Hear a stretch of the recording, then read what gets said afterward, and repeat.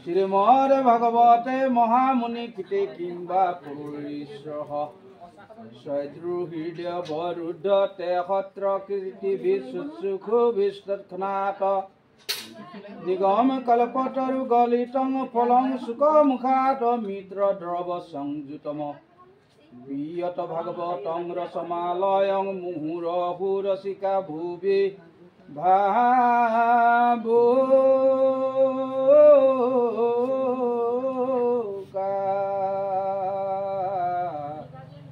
হরি রাম রাম রাম রাম কৃষ্ণ হরি রাম কৃষ্ণ এই ক'ত চাম বাৰু ক'ব নেকি আপোনাৰ নিজৰ ইচ্ছামতে উলিয়াব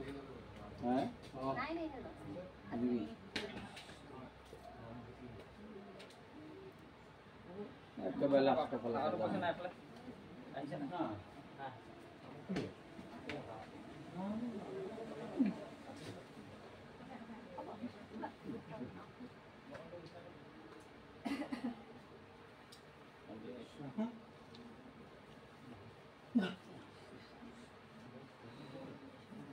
কৃষ্ণ কৃষ্ণ সেয়া জন্ম পৰম ফল প্ৰভু এই নাটকটো হওক আৰু মই নাহক আজি এই ভক্তি অনুষ্ঠান যিয়ে কেতিয়া পৰম মংগল নাম আয়োজন কৰিছে সেয়েহে নামৰ দ্ৰব্যসমূহ আপোনালোকৰ হস্তদ্বাৰা অৰ্পণ কৰিবৰ কাৰণে আগবঢ়াই দিছে আমি এইবাৰ সমস্ত চাফচিকুণ কৰিবৰ কাৰণে আগবাঢ়িছোঁ আৰু লগতে নামমন্ত্ৰ লাগিব আছে সেউকী সমস্ত সিদ্ধমুখী আগবঢ়াইছে আমি ৰন্ধন বন কৰিবৰ কাৰণে এই বাপ তিনিজনে আগবাঢ়িছে ইয়াত কোনোবাখিনি নিশ্চয় অপৰাধ ঘটিব পাৰে সমস্ত অপৰাধসমূহত আপোনাৰ হ'ব তথা ভগৱন্তৰ কীৰ্তন লক্ষ্য কৰি আমি আজি মহাপুৰুষ মহান বাণী আপোনাৰ হ'ব চৰণৰ সেৱা নিবেদন কৰিছোঁ ৰাম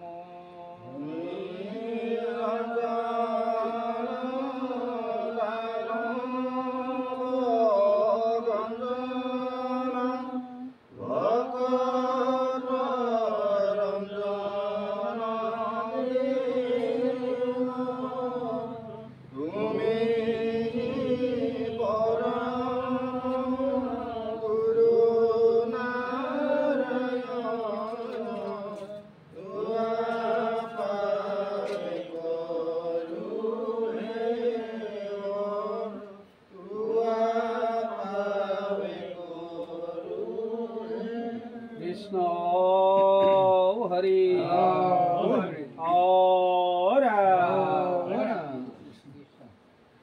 আমি পাঠ আজি একদম দ্বাদশলৈ গৈছোগৈ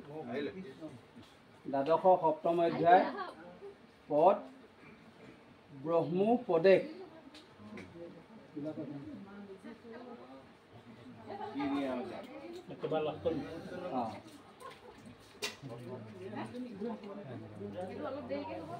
এৰা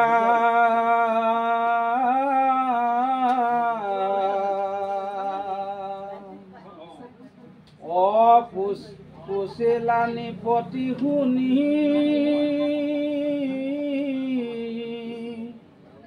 সংশয় দুতয় অপুন পুণ্যে কলিৰ পাতক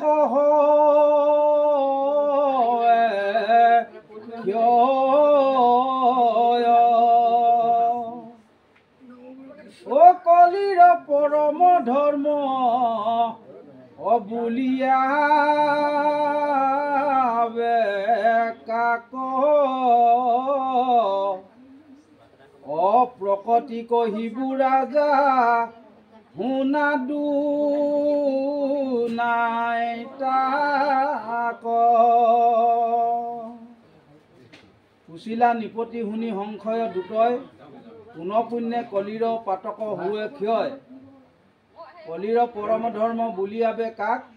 প্ৰকৃতি কহিবু ৰাজা শুনা দুনাই তাক নিপতি ৰজাই আকৌ সুধিছে বোলে পুন পুণ্য কলি পাতক হয় কয় প্ৰশ্ন কৰিছে আৰু কোনবোৰ পুণ্য কেনেকৈ পাপ ক্ষয় হয় কলিৰ পৰম ধৰ্ম বুলিয়াবে কাক আৰু কলি পৰম ধৰ্মটো কাক বোলে প্ৰকৃতি কহিবু ৰাজা শুনা দুনাই তাক এইকেইটা কৈ দিম বোলে শুনা। শুনা এ ৰাম কলিৰ পৰম ধৰ্ম শ্ৰৱণ কীৰ্তনে দিলু দুইৰু সিদ্ধান্ত নীলায়ে কমনে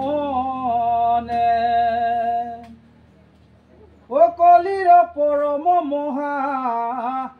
মহাপাপচয়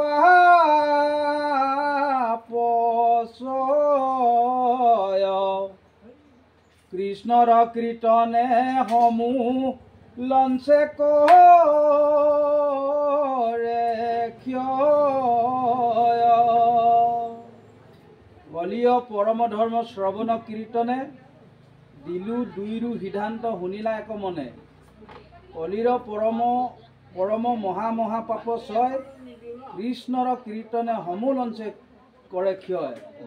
কলি পৰম ধৰ্ম হ'ল শ্ৰৱণ আৰু কীৰ্তন এই দুটা তোমাক বোলে সিদ্ধান্ত দিলোঁ আৰু কলি পৰম মহাপাপচয় কৃষ্ণৰ কীৰ্তনে সমূহ লঞ্চে কৰে ক্ষয় এই মহাপাপবিলাক কৃষ্ণ কীৰ্তন কৰিলে বোলে সমূহ লঞ্চে শ্ৰৱণ কৰিলে ক্ষয় হয়। কেনেকৈ শ্ৰৱণ কৰিব লাগিব? কোনটো শ্ৰৱণ কৰ? কোনটো শ্ৰৱণ মানে ভূতভাগে শুনিব পাৰে শুনি এৰিও দিব পাৰে শুনি ধৰিবও পাৰে শুনি ক'বও পাৰে হয় কোনটো শ্ৰৱণে মানে গতিটো দিব পাৰে সেইটোৱে এক নম্বৰ।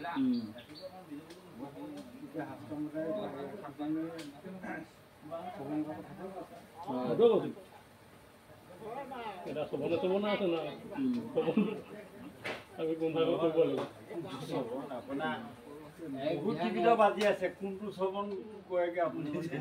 মই সেইটোৱে বিচাৰিছোঁ যেনিবা কোনটো আচল কোনভাৱে কৰিব লাগিব আমি কোনভাৱে আমি এক ধ্যান এক মন কৰি কায়া বাক্য মনে ল'ব লাগিব সেইটো হ'ল শ্ৰৱণ। যদি শাস্ত্ৰই কৈ আছে এটা আমি কৰি আছোঁ এটা তেতিয়া আমাৰ একো কাম নহ'ব। অৰ্ধ শ্ৰৱণ হ'লে নহ'ব শ্ৰৱণটো পূৰ্ণ হ'ব লাগিব একচিত এক মনে কায় বাক্য মনে স্থিৰ কৰি যিজনে শ্ৰৱণ কৰিব তেওঁ পাপ অৱশ্যে ক্ষয় হ'ব এইটো খটাং শাস্ত্ৰই কৈছে। কৃষ্ণ এ ৰাম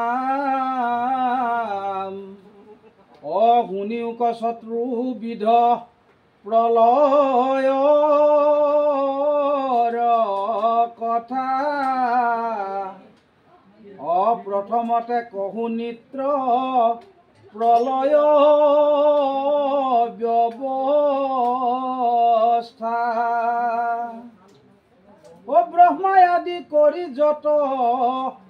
আছে প্ৰাণীচয়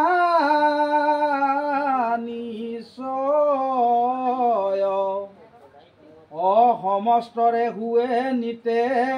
উৎপত্তি প্ৰলয়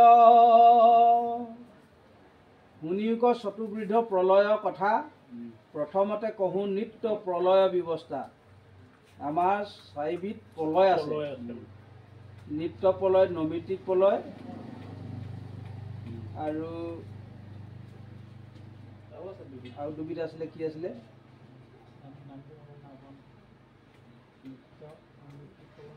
নিত্য প্ৰলয় নৈমিত্তিক প্ৰলয় আৰু দুবিধ পাহৰি গৈছোঁ ইয়াতে ওলাব। প্ৰথমতে কহু নিত্য প্ৰলয়ৰ ব্যৱস্থা প্ৰথমতেনো এই নিত্য প্ৰলয় ব্যৱস্থাটোকে কওঁ। ব্ৰহ্মা আদি কৰি যত আছে প্ৰাণীচয় সমস্তৰে হুৱে নিতে উৎপত্তি প্ৰলয় ব্ৰহ্মাকে আদি কৰি ব্ৰহ্মাও প্ৰলয়হে এ ৰাম অকালৰ বেগত যাই দেহৰ অৱস্থা তাককে সুতৰ্কিবা ক নপাৰে সৰ্ব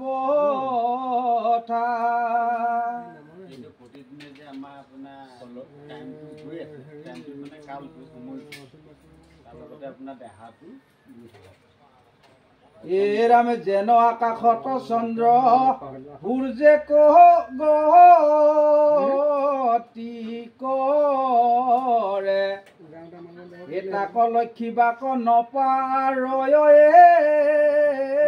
কোনৰে